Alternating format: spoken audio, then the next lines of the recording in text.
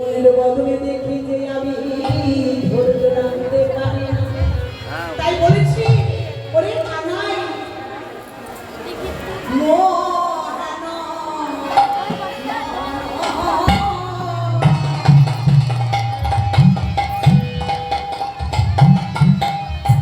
বললে দেখো তোমার মরণ সকাল আমি বুঝতে পারছি না ভাই তোরে এমন কি হয়েছে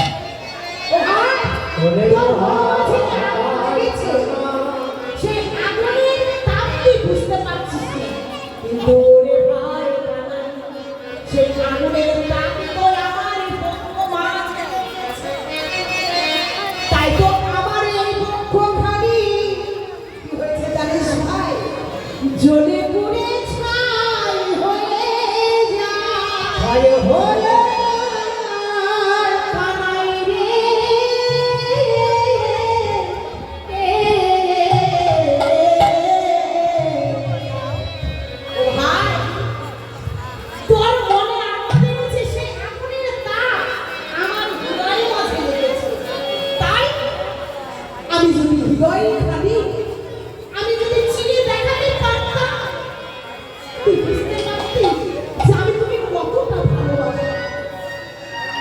দেখছো বাবা, ভালোবাসার আগুন এমন, যাকে ভালোবাসে, যাকে ভালো লাগে, ভালো লেগে তার হৃদয়ের মাঝে মুখ মাঝে তাকে জড়াই ধরে রাখে, তার যে কত তার যে কত জ্বালা যন্ত্রণা, একমাত্র যারা ভালোবেসেছে, একমাত্র সেজন্যই। তাই তো আজ কানাইকে বলছি, ওরে কানাই, ওরে কানাই, আমি যদি ওই হনুমানের মতো যদি হতে পারতাম, রামচন্দ্রের চরণ ভক্ত কি হনুমান, ওই হনুমানের মতো যদি আমি হতে পারতাম, তাহলে কত চিরে আমি তোকে দেখিয়ে দিতে পারতাম যে আমি তোকে কতটা ভালোবাসি। জানো বাবা, হনুমান কখন তার কতটা চিরে দেখেছিল না? যখন রামচন্দ্র 14 বছর বনবাস হয়ে যখন সিংহাসনে বসালেন রামচন্দ্র, এবার কি করলেন? হনুমান মহা আনন্দিত হয়ে রামচন্দ্রের শ্রী চরণে প্রণাম। এবার সীতাদেবী কি করেছিল? এবার হনুমানের ভক্তি অনুরাগ দর্শন করে গলায় ছিল গজপতি হার। এবার সীতাদেবী সেই গজপতি হার গায়ে কি করেছিল জানো না? ওই হনুমানের গলায় দিয়েছিল। এবার হনুমান কি করেছিল? সেই গজপতি হার মালাখানি হাতে নিয়ে নাসিকা দিয়ে শুকছে, নাসিকা দিয়ে শুকছে।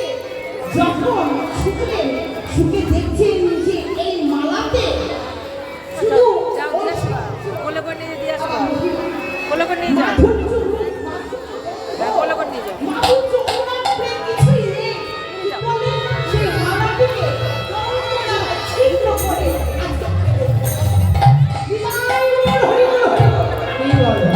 যখন ফেলে দিলে, এবার লক্ষ্মণ সীতাদেবীকে বললেন, মাগো, তুমি বনের পশুকে তুমি দিলে গজপতি হার, সে বনের পশু, সে কি বুঝবে তোমার ওই মতির মালা? নবীরা জয় রাধে তাই গৌর হরি বল হরি বল। আমরা ভক্তিবতী মা, আমার প্রভুর সেবার জন্য 5 ফল দান করলেন, তার সঙ্গে গীতা এবং 51 টাকা দান করলেন। তবে আমার ভক্তিপতি মাঝে আসামে দান করলেন যেন রাধা মাধব মনের আশা যেন পূর্ণ হয়, যেন কৃষ্ণ বলে যেন মতি থাকে। গীতায় বল হরি বল হরি বল।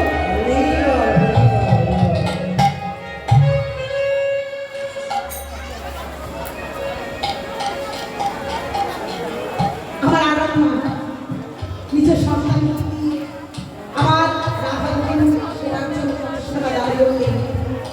যে সন্তানকে দান করলেন, সে সন্তানের উদ্দেশ্য ভক্ত যেন হয়, যেন রাধা মাধবের চরণে যেন চরণ সেবা করতে পারে।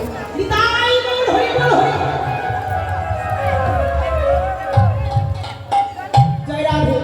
তাই তো এবার কি বললেন?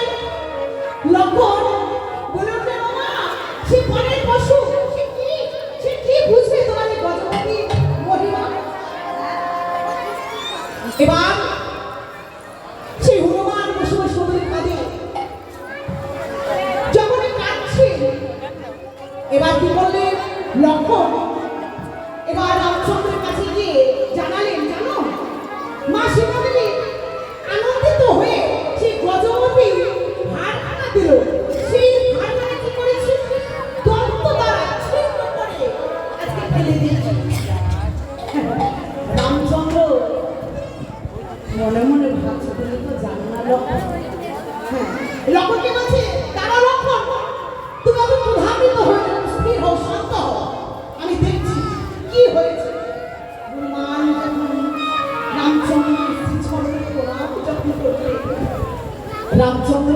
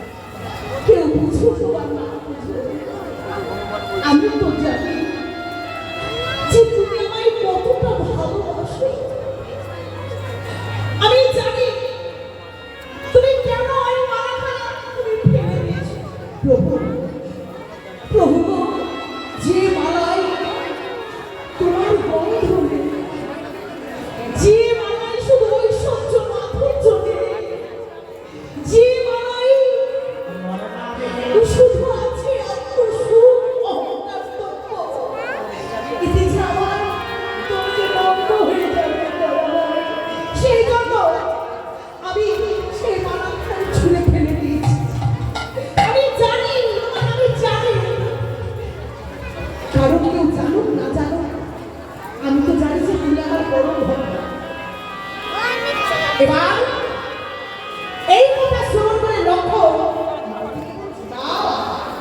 তুমি পরম ভক্ত, তাই না? তুমি দেখা তার প্রমাণ দেখা যে তুমি কেমন পরম ভক্ত। এবার কি বললেন? এবার হনুমান আজকে লক্ষ্মণকে বলে, হে প্রভু, তবে তুমি দেখবে আমি আমার এই হৃদয়ের মাঝে আমি আমার সীতা দেবীকে, আমার রামচন্দ্রকে আমি কেমন ভাবে আমি হৃদয়ের মাঝে আমি বক্ষ মাঝে বসাই রেখেছি, দেখবে। এবার কি বলেন? বক্ষ চিরে এবার দেখাতে শুরু করলেন, জয় শ্রীরাম, জয় শ্রীরাম, জয় শ্রীরাম। লক্ষ্মণ চিৎকার করে বললেন, মারুতি, দেখি আমি একে দেখি তোমার বক্ষ মাঝে সেই যুগল রূপ আমি ভক্ত দেখেছি, কিন্তু তোমার মতো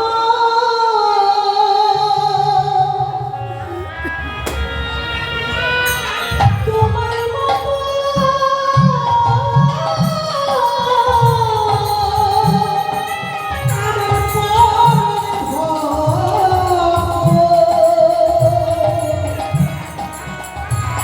আমার পরম আমি তোমাকে কখনো দেখিনি না। নাই মোর হরি বল হরি হরি বল। লক্ষ্মণ হনুমানের মুখ্য মাঝে জড়ায় ধরে, মারুতি, আমি আমি বড় অপরাধ করেছি, আমি বড় অন্যায় করেছি, তুমি আমায় ক্ষমা করো। দয়াময়, দেখো, তুমি যদি আমায় পরীক্ষা না করতে তাহলে তাহলে যে বুঝতে পারছো না যে ভগবানকে কতটা ভালোবাসা যায়। শুধু ভালোবাসা নয়, এই ভালোবাসার ঘরে যদি ভালোবেসে যদি ধরে কেউ রাখতে না যদি পারে, এই আমাদের এই হৃদয় বাসাটা যে বৃথাই হয়ে যায়। তাই ভালো যদি বাঁচতে হয়, ভালোবাসার ঘরকে আমাদের ভালোবেসে বাঁচবো, তবে সে ভালোবাসার ঘরে সুন্দর রূপ ধরে রাখতে পারবে। তাই বল হরি বল। তাই তো আজ কানাই সুবলকে বলেছে, ও ভাই সুবল, ওরে ও ভাই সুবল, দেখ আজকে সুবল কানাইকে বলছো ভাই, কেন তুই এমনও হয়ে আছিস? বল ভাই, তোর কি হয়েছে? তোর মনের কথা যদি না বলে না বলে কানাই রে,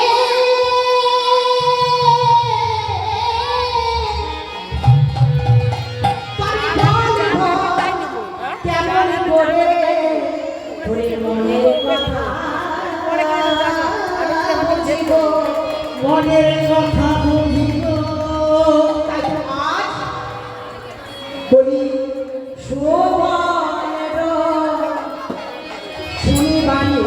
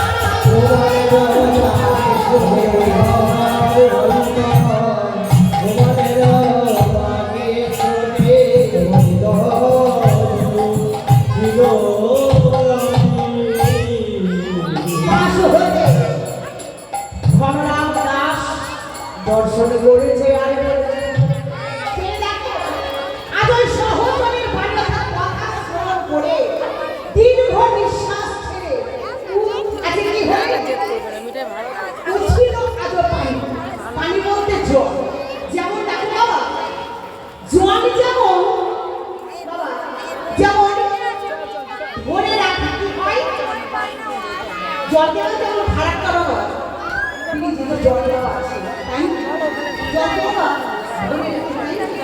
তাহলে বলতে পারো যে জলকে ধরে রাখে তার যেমন রূপ দেখায়, হ্যাঁ? জুতো পরা যে জল বাবা মাথা থাকে সেই জল বাবা উঠে আবার যেমন ওই গেট যখন খুলে দেওয়া হয় তখন কি হয়, একুল আর দুকুল যেমন সমান হয়ে যায়।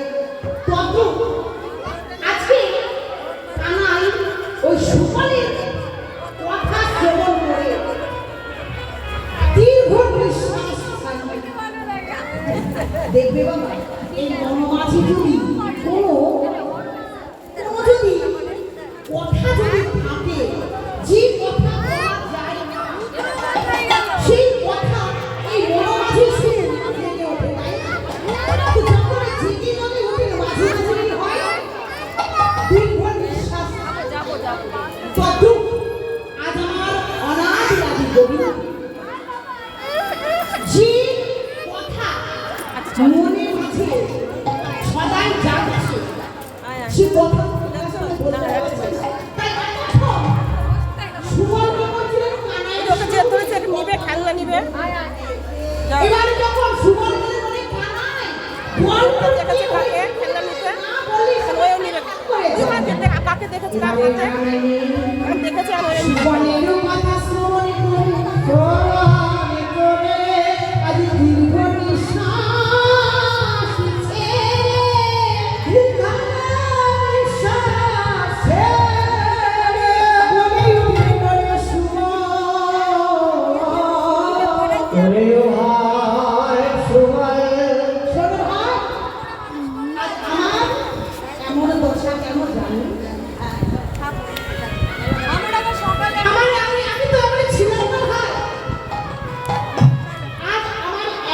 দশা হয়েছে কি বলবো ভাই, তোকে ছাড়া বলার মতো যে আর আমার শুনবার মতো যে আর মানুষ নেই, আর তাকে যে বলবো সে মানুষ নেই। তাই বলি ওরে সুবল, এমন দশা কেন জানিস? আমি যেদিন ওই কালিও দমন করেছিলাম, সেই দিন থেকে আমার এই দশা হয়েছে। কি বললি ভাই? বলে হ্যাঁ, যেদিন ওই কালিয়া মাকে দমন করেছিলাম, কালিয়া দমন করেছিলাম, সেই দিন কি হয়েছে জানিস ভাই? সেই দিনের ঘটনা আমি তো কাউকে বলি, তাই আজকে আমি তোকেই বলছি, শোন, কালিয়া মাকে দমন করবো। এবার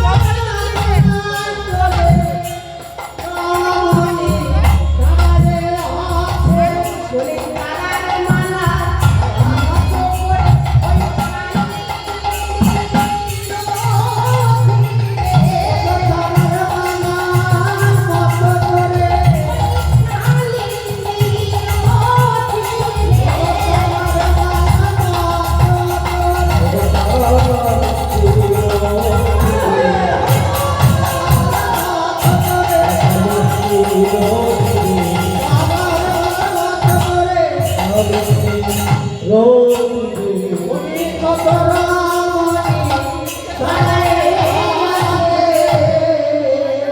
তাই জানিস জানিস সেই রমণীকে আবার দেখেছি কখন জানিস সেই রমণী আবার কত শত সঙ্গিনী সঙ্গে সঙ্গে লয়ে আমার কি করছো জানিস নাইতে যাচ্ছে আমি আবার সেই দিন দর্শন করলাম এবার সুবল কানাইকে বুঝো ভাই দেখ যে রমণী না নাইতে আমার স্নান করছিল ওই ঘাটে সেই ঘাটিতে গিয়েছিল হ্যাঁ তুই যেমন অপরাধ করেছিস কারণ আগে বাবা যে নদীতে যে মেয়েরা স্নান করতো সেই ঘাটে কিন্তু পুরুষরা যেত না। পুরুষরা কিন্তু যেত না তাই কানাইকে বলছো ভাই তুই কোনো অপরাধ করেছিস যে নাইতে যে রমণীগণ তোরা স্নান করছিল তুই সেখানে গিয়েছিলি দেখেছিস এখন তো বাবা বাথরুম ঘর রয়েছে তাই না? সেই সময় তো বাথরুম ঘরে ছিল না তাহলে তুই ওই রমণীদের দর্শন করছিস তুই বড় অপরাধ করছিস হ্যাঁ? তুই বড় অপরাধ করছিস তাই কানাই সুবলকে বলছো ভাই শোন শোন শোন তবে যে রমণীকে আমি দর্শন করলাম দেখো কিন্তু মনে হচ্ছিল কি জানিস মনে হচ্ছিল দূর হতে আমি দর্শন করেছি তো আমি বুঝতে পারিনি দূর হতে মনে হচ্ছিল যেন একটা স্বর্ণ প্রদীপ যেন ওকে লেগে গেছে তবে দেখো রাধারানীর রূপ কেমন না তাই দূর হতে দর্শন করছে কারণ সোনার সাথে রাধারানীর কি তুলনা করছে তাই দূর হতে দর্শন করছে যে সোনার প্রদীপ সুবলকে বলেছে ও ভাই সুবল ও ভাই সুবল যে প্রদীপ দেবতার শ্রীচরণে অঞ্জলি করে কি করে সেই প্রদীপকে বিসর্জন দেয় কিন্তু সুবলি রে যে বিসর্জন দিতে এসেছিল এসেছিল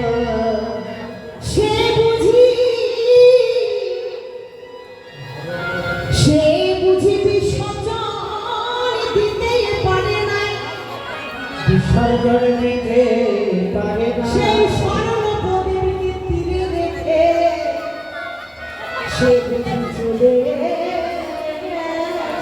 পেছনে আছে আমি সেই প্রদীপে আমি লক্ষ্য করছি আমি ভালো করে লক্ষ্য করে দেখছি এ তো প্রদীপই নয় এ তো জ্যান্ত প্রদীপ এই প্রদীপ তো মনে চলে কথা বলে হরিবল হরিবল সুবল রে সুবল তুই আমাকে দোষারোপ করিস না ভাই। যে রমণীগণ যে নাই গিয়েছিল বলে আমি দর্শন করে তা নয়। আমি আগে দেখেছিলাম দেখে মনে হলো কি জানিস স্বর্ণ প্রদীপের ন্যায় তাই এবার দেখলাম এই প্রদীপ তো নড়ে চলে হ্যাঁ? এই প্রদীপে নড়ে চলে কিন্তু সুবল কানাইকে বলছে ভাই তাহলে তুই কি মনে করেছিস সেই প্রদীপকে তুই তুই বাড়ি নিয়ে যাবি মনে করেছিস তবে শোন শোন সেই প্রদীপকে নিয়ে যেতে হলে বেদ বিধান অনুসারে কি করে সপ্ত সাগরের জল আনতে হয় পঞ্চতীর